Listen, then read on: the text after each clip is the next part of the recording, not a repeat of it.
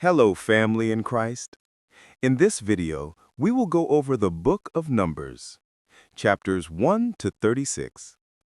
We will look at Moses and the Israelites as they get closer to the land of Canaan. We will look at more laws that God gave Moses on the plains of Moab by the river of Jordan. This will be a peaceful, modern reading set to a calming video, great for relaxing or winding down for bed. Numbers chapter 1. In the second year after Israel left Egypt, the Lord told Moses to take a census of the entire community. Every man 20 years old and older, able to serve in the army, was to be counted by tribe. The leaders of each tribe were named to help. The total number of men counted was over 600,000. The Levites, however, were not included because they were set apart to care for the tabernacle and its furnishings. They were to camp around it, guarding it so no one else would come near and die. Numbers chapter 2. The Lord gave Israel instructions for how to camp. Each tribe was to camp under its own banner around the tabernacle, facing it. On the east, Judah's camp led with Issachar and Zebulun beside them. On the south, Reuben camped with Simeon and Gad. On the west, Ephraim camped with Manasseh and Benjamin. On the north, Dan camped with Asher and Naphtali. The Levites camped around the tabernacle itself. When Israel moved, they marched in this order. Numbers chapter 3. The Lord gave instructions about the Levites. Aaron's sons were set apart as priests, but Nadab and Abihu had died before the Lord for offering unauthorized fire. Eleazar and Ithamar served as priests alongside Aaron. The Levites were given to Aaron to help care for the tabernacle, its furnishings, and the needs of the people. They were taken in place of the firstborn sons of Israel, who belonged to the Lord. The total number of Levite males a month old or more was 22,000. The number of firstborn sons in Israel was greater, so Israel paid 5 shekels for each extra firstborn to redeem them, and the money was given to Aaron and his sons. Numbers chapter 4. The Lord told Moses and Aaron to count the Kohathites, Gershonites, and Merarites, clans of the Levites, who were responsible for carrying the sacred objects. The Kohathites carried the most holy things, such as the ark, the table, the lampstand, and the altars. They could not touch them directly or they would die, so Aaron and his sons covered them before the Kohathites carried them. The Gershonites carried the curtains, coverings, and ropes of the tabernacle. The Merarites carried the frames, bases, posts, and related items. Each clan was under the supervision of the priests. Numbers chapter 5. The Lord told Moses to send anyone with a skin disease, a discharge, or who was ceremonially unclean outside the camp so they would not defile it. If anyone wronged another, they were to confess their sin, make full restitution, and add a 5th more. The Lord also gave laws about a husband who suspected his wife of unfaithfulness. She was to be brought to the priest, who prepared bitter water and placed her under an oath. If she was guilty, her body would show the curse. If she was innocent, she would be unharmed and able to have children. Numbers chapter 6. The Lord gave instructions about the Nazirite vow.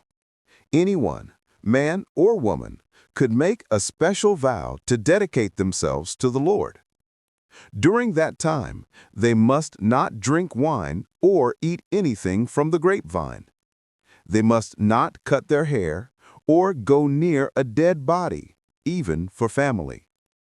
When the time of the vow ended, they brought offerings to the Lord, shaved their head at the entrance of the tent of meeting, and put the hair in the fire of the peace offering. The Lord also told Moses how Aaron and his sons were to bless Israel, saying, "The Lord bless you and keep you. The Lord make his face shine on you and be gracious to you.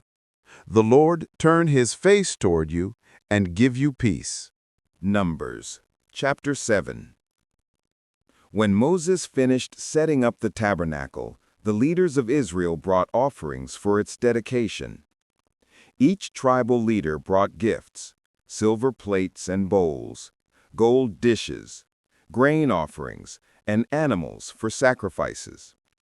For 12 days, each leader presented offerings on behalf of his tribe. The total included large amounts of silver, gold, grain, and many bulls, rams, lambs, and goats. This was the dedication of the altar after it was anointed. Numbers, chapter 8. The Lord told Moses about setting up the lamps on the lampstand so they shone forward. The Levites were set apart for service.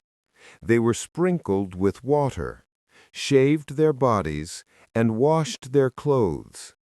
They offered sacrifices and were presented before the Lord as a wave offering.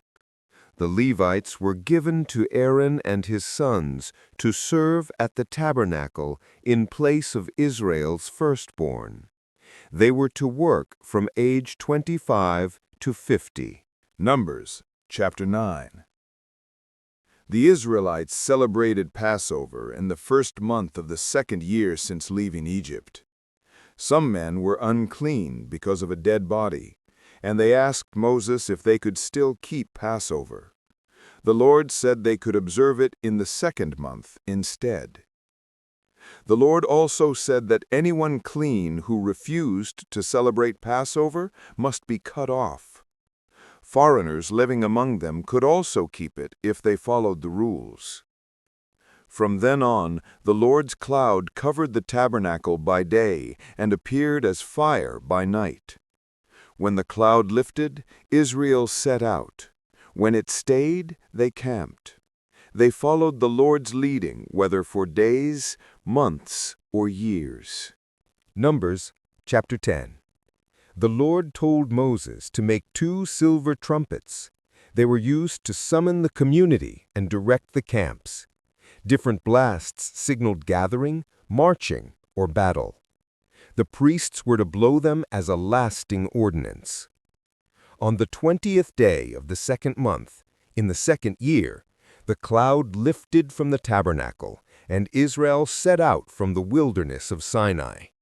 They marched in the order God had commanded: Judah's camp first, then Reuben, then Ephraim, and finally Dan.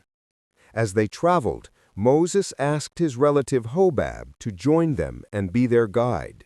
But Hobab was hesitant. Moses urged him, saying they would share the blessings the Lord gave them. Whenever the ark set out, Moses said, "Rise up, Lord, may your enemies be scattered." And when it rested, he said, "Return, Lord, to the countless thousands of Israel." Numbers, chapter 11. The people began to complain, and the Lord's anger burned, sending fire at the outskirts of the camp. Moses prayed, and the fire died down. The people cried out for meat, remembering the food in Egypt. The Lord told Moses he would give them meat, not for one day, but for a whole month, until they were sick of it. Moses wondered how this was possible, but the Lord said, "Is the Lord's arm too short?" The Lord took some of the Spirit on Moses and placed it on 70 elders, who then prophesied. 2 men, Eldad and Medad, also prophesied in the camp, and Joshua wanted to stop them. But Moses said, "I wish all the Lord's people were prophets." The Lord brought quail in such numbers that they covered the camp. But while the people were eating, the Lord struck them with a severe plague. Numbers, chapter 12. Miriam and Aaron spoke against Moses because of the Cushite woman he married. They also questioned his authority. The Lord called them to the tent of meeting and said, "When I speak to prophets, I reveal myself in visions and dreams. But with Moses, I speak face to face. Why then were you not afraid to speak against him?" The Lord's anger burned, and Miriam was struck with leprosy. Aaron begged Moses to intercede, and Moses prayed for her. The Lord said she must be shut out of the camp for 7 days. After that, she was healed, and the people moved on. Numbers, chapter 13. The Lord told Moses to send 12 men, one from each tribe, to explore the land of Canaan. They saw it was fruitful, flowing with milk and honey, and they brought back grapes so large they had to be carried on a pole. But 10 of the spies spread fear, saying the people there were giants and their cities were fortified. Caleb spoke up and said, "We should go up and take the land, for we can certainly do it." Numbers chapter 14. The people wept and grumbled, wishing they had died in Egypt. They talked of choosing a new leader to take them back. Joshua and Caleb tore their clothes, urging the people not to rebel, saying, "The Lord is with us, do not be afraid." But the people wanted to stone them. The Lord's glory appeared, and he threatened to destroy Israel and start again with Moses. Moses pleaded for mercy, and the Lord forgave them, but declared that none of those who despised him would see the land, except Joshua and Caleb. The people tried to go up to fight anyway, but the Lord was not with them, and they were defeated. Numbers chapter 15. The Lord gave more laws about offerings. When Israel entered the land, they were to present grain, oil, and wine with their burnt offerings.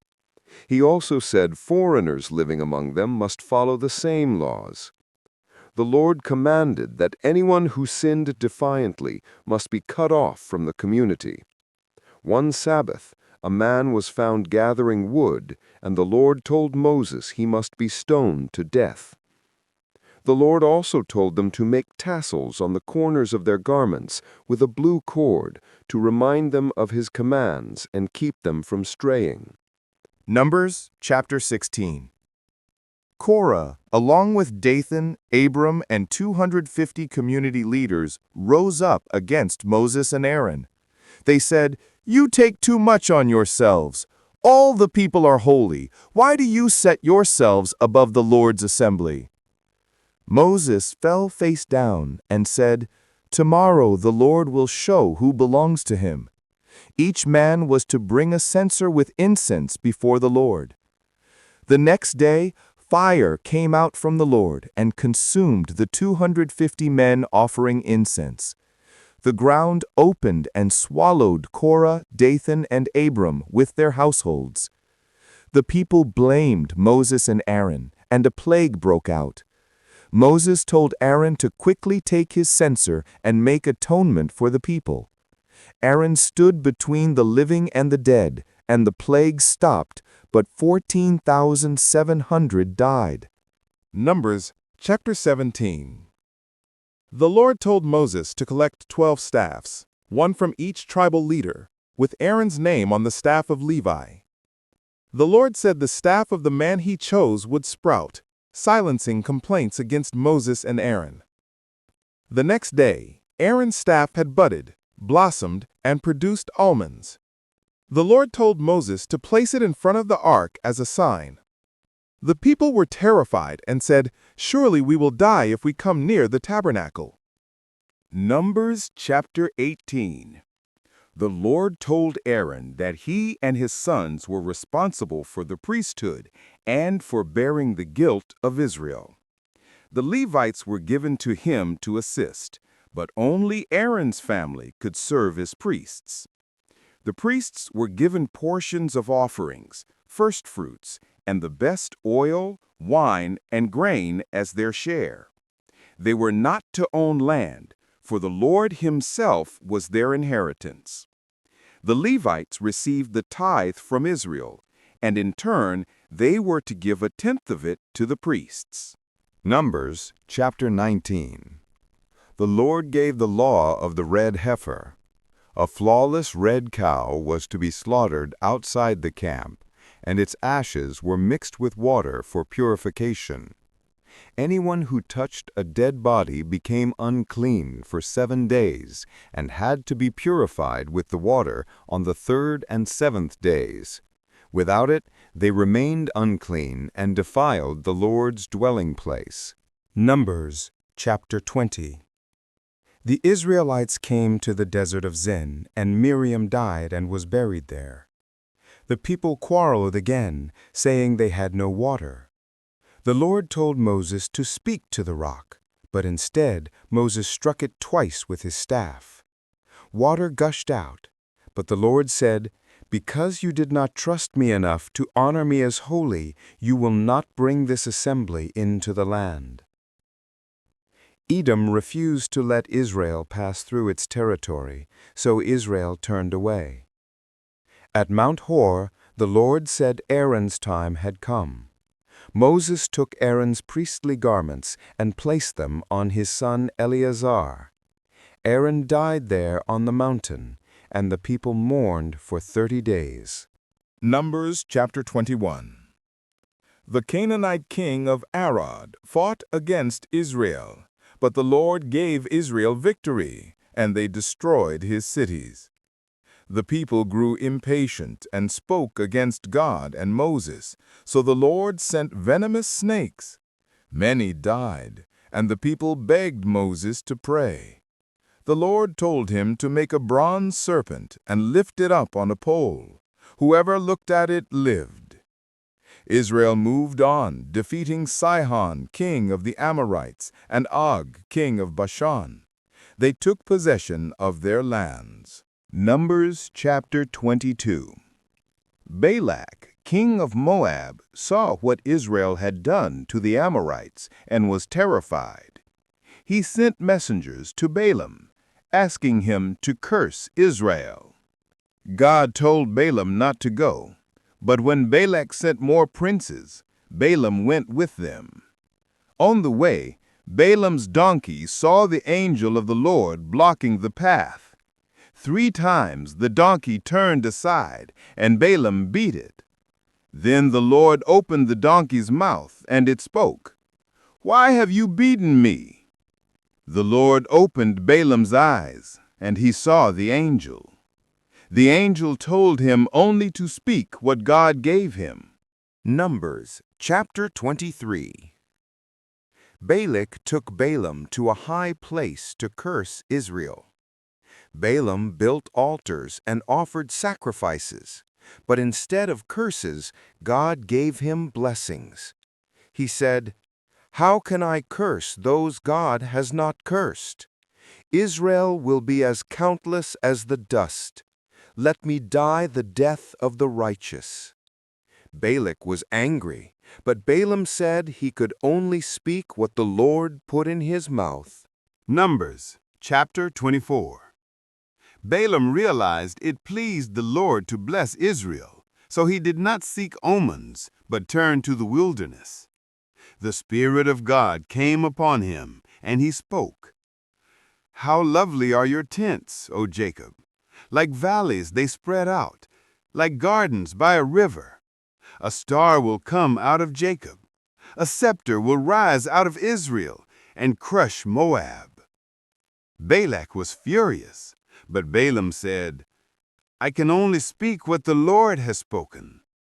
Then Balaam went home, and Balak went his way. Numbers chapter 25. While Israel stayed in Shittim, the men began to indulge with Moabite women, who invited them to sacrifices of their gods. Israel joined in worshiping Baal of Peor, and the Lord's anger burned. The Lord told Moses to put to death the leaders who had turned to Baal. In the midst of this, an Israelite man brought a Midianite woman into his tent. Phinehas, son of Eleazar, took a spear and pierced them both. This stopped the plague, but 24,000 people had died. The Lord said Phinehas had turned his anger away and made a covenant of peace with him and his descendants. Numbers chapter 26. After the plague, the Lord told Moses and Eleazar to take a census of the new generation of Israel. Each tribe was counted, and the total came to over 600,000 men of fighting age, not including the Levites. The Lord reminded them that none of the previous generation would enter the Promised Land except Caleb and Joshua. The Levites were counted separately, and their duties were described again. Numbers, chapter 27. The daughters of Zelophehad came to Moses, saying their father had died without sons, and they asked for an inheritance among their relatives. The Lord told Moses they were right, and he established a law that daughters could inherit if there were no sons. The Lord then told Moses to go up a mountain to see the land because he would not enter it. Moses asked God to appoint a new leader for the people. The Lord chose Joshua, son of Nun, and Moses laid his hands on him before Eleazar the priest and all the people, commissioning him as leader. Numbers, chapter 28. The Lord gave Moses instructions about daily offerings. 2 lambs each day, 1 in the morning and 1 in the evening, with grain and drink offerings. He also gave instructions for Sabbath offerings, monthly offerings, and special feasts. At Passover, they were to offer sacrifices for 7 days. At the Feast of Weeks, or Pentecost, they were to present special offerings with joy. Numbers, chapter 29. The Lord gave instructions for more appointed feasts. At the Feast of Trumpets, they were to offer sacrifices with a blowing of trumpets. On the Day of Atonement, they were to humble themselves and present offerings. During the Feast of Tabernacles, they were to offer sacrifices for 7 days, with specific numbers of bulls, rams, and lambs each day. On the 8th day, they held a sacred assembly with offerings. Numbers, chapter 30. The Lord gave laws about vows. If a man made a vow to the Lord, he must not break it. If a young woman made a vow while still living in her father's house, her father could confirm or nullify it. If a married woman made a vow, her husband could confirm or nullify it. But if a husband or father heard the vow and said nothing, the vow stood. If he forbade it on the day he heard it, she was released. These were the statutes the Lord gave Moses for men and women concerning vows. Numbers, chapter 31. The Lord told Moses to take vengeance on the Midianites. Israel went to war, led by Phinehas the priest, with the holy articles and trumpets. They killed the Midianite kings and Balaam, and they captured women, children, and livestock. Moses was angry that the women were spared, since they had led Israel into sin at Peor. He commanded that only virgin girls be spared, and the rest be killed. The soldiers and spoils were purified according to the Lord's instructions.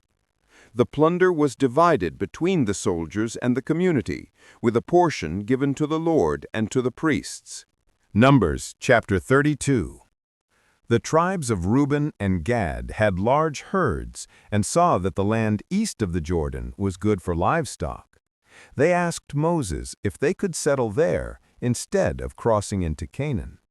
Moses feared this would discourage the rest of Israel, as the spies once had. But the tribes promised that they would help Israel conquer the land west of the Jordan before returning to settle their own land. Moses agreed, and part of the land east of the Jordan was given to Reuben, Gad, and half the tribe of Manasseh. Numbers, chapter 33. Moses recorded the stages of Israel's journey from Egypt to the plains of Moab. He listed each place they camped. The Lord told them that when they entered Canaan, they must drive out the inhabitants, destroy idols, and possess the land by lot. If they did not drive out the people, The Lord warned that those left would trouble Israel like thorns in their sides, and he would treat Israel as he planned to treat the nations. Numbers chapter 34. The Lord described the boundaries of the Promised Land, marking the southern, western, northern, and eastern borders. He appointed Eleazar the priest and Joshua to divide the land. Each tribe was assigned a leader to oversee its inheritance. Numbers chapter 35. The Lord commanded that 48 towns be given to the Levites, including 6 cities of refuge. Anyone who killed a person accidentally could flee to a city of refuge to escape revenge until standing trial. If the death was murder, the murderer was to be put to death. But if it was accidental, the person could live in the city of refuge until the death of the high priest. This law was given to prevent bloodshed and preserve justice in the land. Numbers chapter 36. The leaders of the tribe of Manasseh came to Moses about the daughters of Zelophehad, who had received land as inheritance. They worried the land would transfer to another tribe if the daughters married outside their tribe. The Lord instructed the daughters who inherited land must marry within their own tribe, so that each tribe's inheritance stayed secure. The daughters of Zelophehad obeyed and married cousins within their tribe. Thus ended the laws and instructions the Lord gave Israel through Moses on the plains of Moab by the Jordan, across from Jericho. This is the end of the book of Numbers. Please join us in our next video where we will pick back up with Moses in the book of Deuteronomy.